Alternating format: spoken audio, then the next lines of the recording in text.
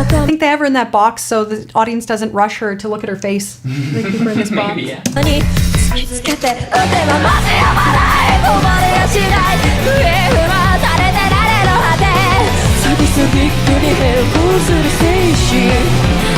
I have to say, of all the vocalists we have ever reviewed, she is the most vocalist I have ever heard.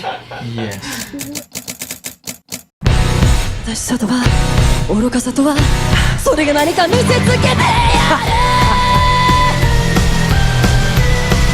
this more like the bulk of her material? This is her debut song. Not her bulk. No. So what is she known for, if you could say? She's one of those artists that does a little bit of everything. So she'll have rock songs. This is kind of like almost like a metal song at times. The poppy stuff, the ballad stuff, the super electronic EDM stuff. Like she's all over the place. She'll even do some rappy stuff. I don't know where to place it. But nothing within the box. Always trying to break the limitations of. But doesn't that make it? I guess so. For her fan base, it's just people who love the sound of her. Or just, I don't know. Like that's a huge ask, which based on what you described to me is working for her. But I know, if Taylor Swift, I guess, which would be the Western example, but this seems more extreme. Like what you just described seems more extreme. Taylor Swift is famous for transitioning from country music to pop, but this is so much more. I would argue so much more broad than just that shift. Yeah.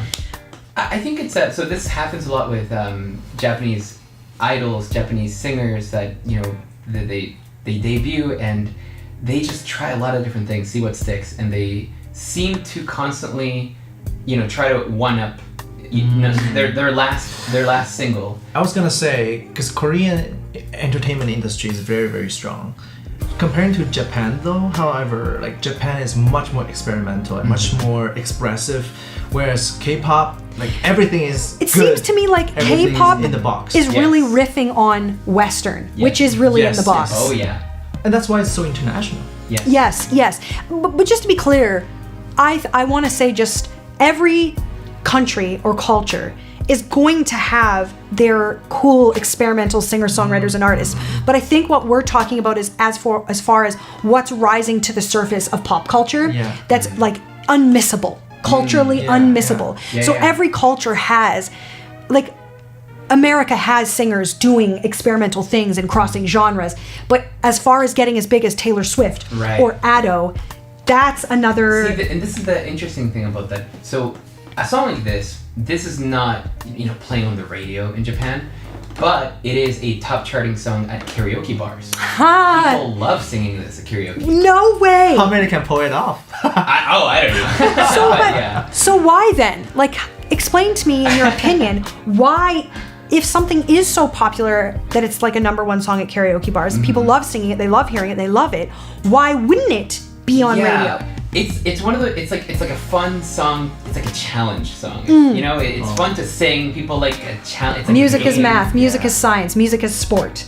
Music is sport. But then when it comes to listening, like the popular stuff is generally just clean, very clean pop, ballads. So when people cover this, do they try and do the wild things she does? I'm sure Some they people, do. yes, and they often don't know what she's doing though. Would you say that the culture in Japan around singers and artists, would you say it's more curious about vocal technique, or am I just being crazy? Oh, that's I don't know if that. I think they're all curious, but I don't think they're exposed. So same. As much. Same. West, East, same. Yeah. But I think here we're exposed to more experimental stuff in popular music. In our popular music, I think we do hear little anomalies that they don't have as much. If that makes sense. Like I'm just even thinking of like Nickelback and the singer's vocal is.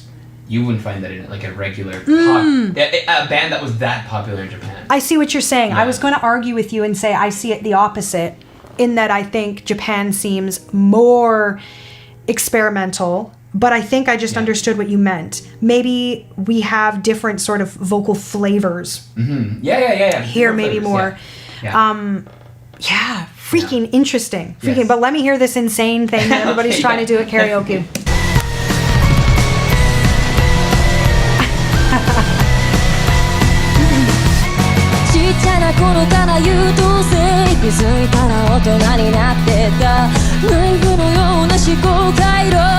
Yeah, tonally, I think it's quite forward and round. I don't find much mask in it or much cry in it.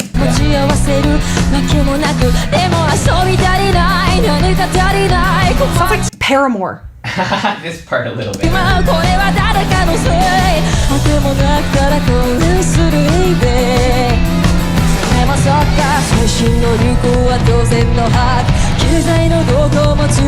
Part of why I like her, Gab, is that I think she uses her voice in, as I say, a very human way. It's not terribly affected for the most. And if and when she does affect it, it's very purposeful and very obvious.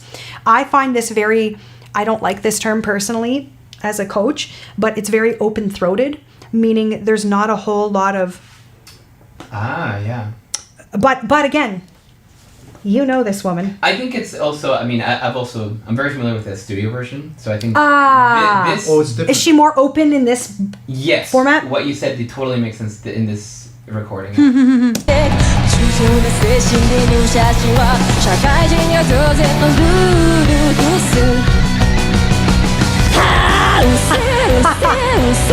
Lucy. Like, I don't know how to even not sound classical on that. What is she saying? Use. I'm like, Lucy. Just a second. I haven't heard it again. She's got vibrato in there. Oh, yeah. Use. It's cray. Use. Except I think I'm moving mine more floaty. Is she staying more forward in the high note? More mix in the high note? More mix. That sounds Use. If I was going to keep it mixy, it would be like use, which is not what she's doing. Use. She's switching. Yeah.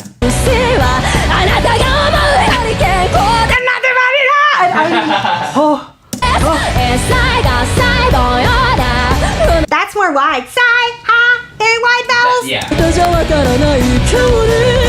Then really forward and dropped lyric so yes, dynamic. dark. So much dynamic.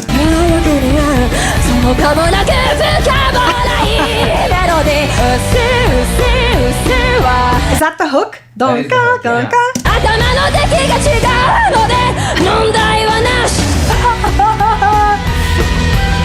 Gentle. I love her silhouette in this. I love like her big bum, kind of like the way she has her dress. It reminds me of like Cinderella's stepsisters. That silhouette.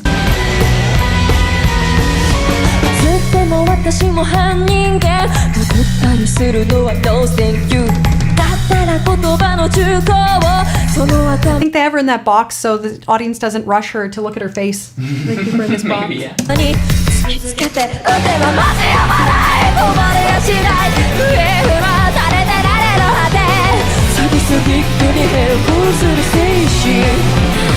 I have to say, of all the vocalists we have ever reviewed, she is the most vocalist I have ever heard.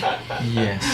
Like if I was going to do a video where I analyzed and explained techniques she was doing in one song, it would be an hour, I bet. Oh yeah. Oh wow. Yeah. Probably. There's Just a lot to unpack. And just to be clear, it's obviously not obvious in the language, but this song, the lyrics are very, very rebellious. Like this was like a big. This was a big, like lyrically, kind of like an FU to like the Japanese society. Can you tell us more? What's a Is there any specifics? Usewa means shut up. Oh. Literally, shut up, shut up. She's like, shut up. Yeah. Yeah. It's she talks a lot about like, not wanting to fit in, and that's okay. Like, you can be different and you can't tell me what to do. Like, it's a very, like, lyrically, that's rad. That's rebellious, because that Japanese people, that's a kind of a no-no. Really? Yeah. Oh, you want to fit in their culture. Yeah. So she's wild and rebellious and outward about it. Oh yeah. And is that why people love her? Well, because there's so much. There's kind of like a societal peer pressure that a lot of people struggle with. There's a lot of depression. There's a lot of overworking. Do you think because of that cultural pressure to like fit in and follow the thing and be the right right thing and have the normal thing, the normal thing, the status quo thing, yeah, that is a lot of pressure. And then she finds her fans are a lot of people who are otaku or people who are not your typical. What is otaku? Sorry, an otaku is usually a fan of anime, video games. Oh, I was like, good luck. I want tacos. That. No, otaku is like people who stay home. Yeah. Like They're very often introverted. Introverted, contained. Yeah. So they can be more like the outcasts, nerds in society. I understand that. Very nerdy. And I would say that the clients I've worked with over the years who are big fans of anime. Yeah, anime and Japanese music are kind of what you're describing. Exactly. Yeah. Kind of what you're describing. Yes, They're very contained. Mm-hmm. They don't necessarily like pop culture. Mm-hmm. They have no really desire to fit in. Mm-hmm. They're kind of counterculture, even in the way they dress, their makeup. They don't really care about going to the coolest party or the coolest thing. As a matter of fact, they're looking for underground places to be and other characters and friends that also are kind of in this underworld of this counterculture. It is, It is definitely kind of. It's funny because in this era we live in now, anime is very popular and it's becoming more. It must stress them out. It must stress them out, right? Kind of like when people don't want their band to quote sell out. For people who love like underground rock bands, and then all of a sudden they go mainstream, and people are like, I don't like them anymore. Right. So that must be a stressful thing for people who've had this secret world of anime, this secret world of Japanese music, and secret world of all this stuff. And now it's like she's selling out international tours. It's not so secret, but possibly what you're saying is the crowd that's gathering is like-minded. Yes. And into the counterculture and into, the style and all of those things. So maybe there is a really healthy thing in the community where these people have other people that kind of feel life and observe life like they do. And can talk about it. And can talk about it. And this is the same group of people that love Vocaloid. Yes. Yeah. Dun, dun, dun. Yeah, well, interesting. I mean, everybody needs community. Community and actually belonging. I think that we really underestimate how important it is to the human psyche and the human spirit to belong and have community. So whatever I think about these things is highly irrelevant to this particular conversation, that people need places to meet people where they belong, people where they feel community, people where they feel understood and understand, people that are interested and interesting to them. So I think that that's highly, highly important. Yeah. Okay. Did she just say Reina? Oh yeah. She's even rolling. That's not Japanese. It's there's a famous singer from Japan named Shinaringo. And she, Ado's a you fan. know a lot of shit. Go on. Shinaringo was in a band called Tokyo Jihan, and she was famous for rolling her R. So just to be fancy. Just for fun. It's a different way to do it. Yeah, and then Ado is a huge fan of Shinaringo, so yeah.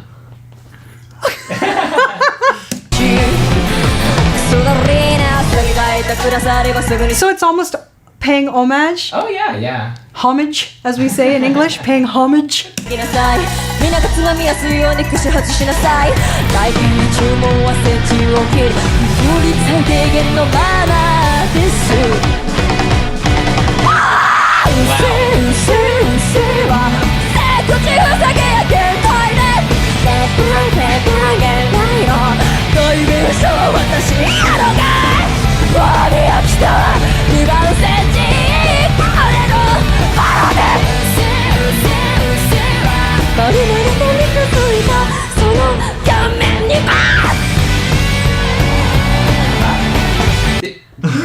you hear that? I mean, there's a lot to unpack there.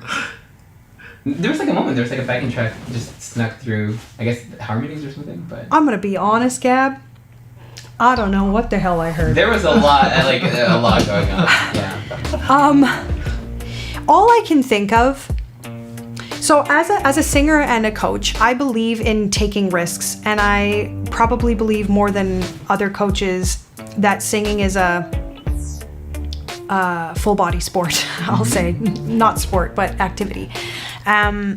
But I will say that as I listen to these sounds, as many musicians do, when piano players listen to piano, they can kind of almost picture or feel their fingers playing it. And I feel when I listen to singing like this, I accidentally and not even on purpose feel it in my body, how it would feel to make that sound. And this kind of sound stresses me out in such a way that I don't know personally how I would get through a whole show. Now, I know there's coaches out there who teach screaming and who teach all these things, and apparently there is ways of making these sound. And I'm not even going to pretend to be an expert on it. When people come to me, by the way, for screaming or metal or those things, I do pass them on to other people because it is not my specialty, and that's okay. It's great to learn about it. You still have to budget though, even if you do. I love that you use the word budget. Yes. I use that word around air, right? Budgeting your air. Yeah. But that's a very, very good way. I've never thought of that in terms of using your your vocal budget through the context of a show, no matter what you're doing, right? If I'm doing full on lots of belting, lots of Aretha Franklin or Christina Aguilera, you do have to be really considerate. Where are you putting those songs? How many of them in a row are you doing? How long is the show? So this song, being her debut, I would suspect is very close to the end of her set list. Really? Yeah, so it's kind of like, this is it. I'm going to leave it all on the floor. Yeah. I can't imagine what other song she would finish with. Honestly. Yeah. Well, I think, there is a lot of coaches who have the mentality that, we need to teach singers and behave as singers in such a way that we never hurt ourselves or put ourselves at risk for injury or a long-term repetitive strain, I'll say. Yeah. And I'm kind of somewhere in between in that I don't think you should abuse your voice, but I do think, if you come from the world of classical or theater coaching, you're going to teach twang, and you're going to teach lighter mixing, and you're going to teach things that aren't so heavy and full on and potentially damaging. Now, I don't know a lot about these sounds she's making because I don't make them. I make my own risky sounds, but they're not this, right? I do grit, I do belting, and those things have their own, they come with their own. Yeah. She's screaming, but it's in tune. Yes. And she hasn't faltered from top to bottom. So what that tells me is whatever she's doing and however she's mastered it or rehearsed it, it is a way that is, because some people, if you push too hard, you won't make it through the song. Like you'll get halfway through the song and you done. So whatever she's doing is allowing her the longevity of a show, a song for sure, but probably a show. But you're telling me she's not doing this for a whole show. No. She's going, I've never seen this video, but she's going really, really crazy at the end here. So I think she's nearing the end of her set list. But I think I'm starting to understand through you guys and through some experiences I've had with clients over the years that what she just did is highly energizing for people, makes their heart beat fast, makes them feel rebellious, makes them feel like they can conquer the world, and makes them feel the energy that might be in her body, in her sound, in her mind, makes them encompass it themselves. So for me, this is frantic and it disturbs me a little bit, but I'm getting to know her. Disturbs might be a strong word, but that's just how my little ears react. I'm like, she's in pain and she's screaming, oh my God. But I think I'm starting to understand now that you've talked about the rebellious nature of the song and of her in general and of the culture. I think I'm understanding why and who, like that somebody could be like, so interesting, but. Whoa.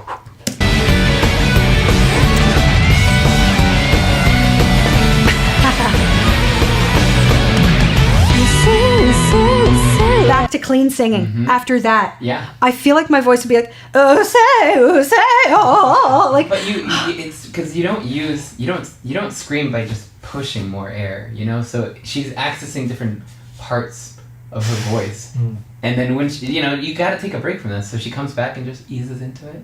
But it's becoming a very common contrast these days with metal.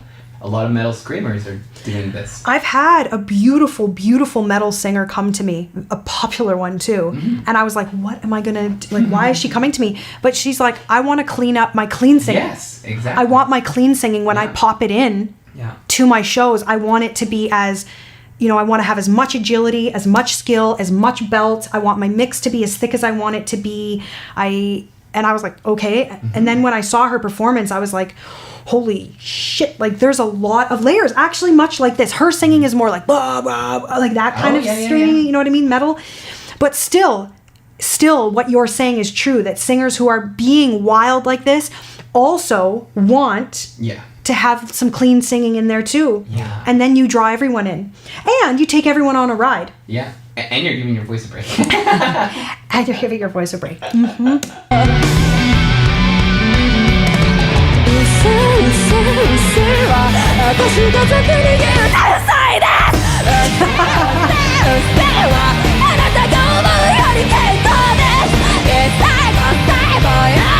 But yo, it's in tune. Yeah. Everything she's doing is in tune.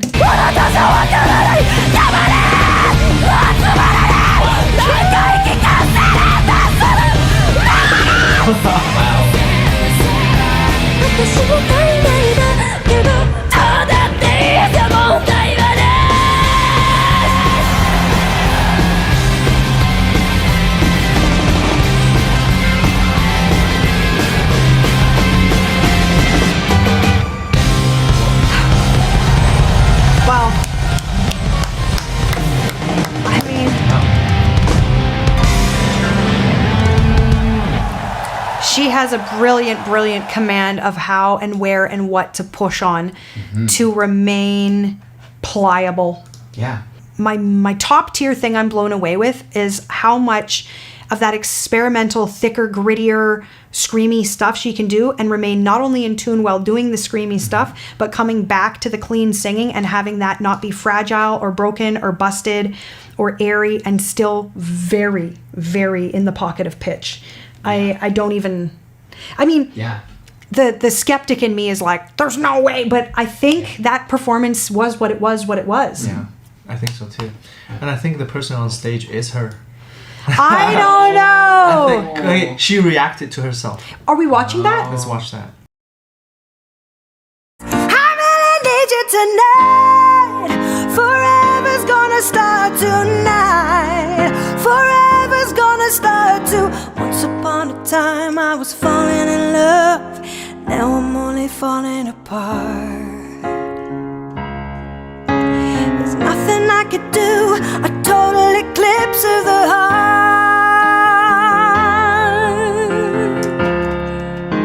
A total eclipse of the heart.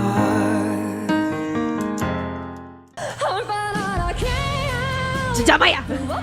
やめろ！如果你也想成为下一位爆红创作者，请打开下方资讯栏连结，一起来投稿吧。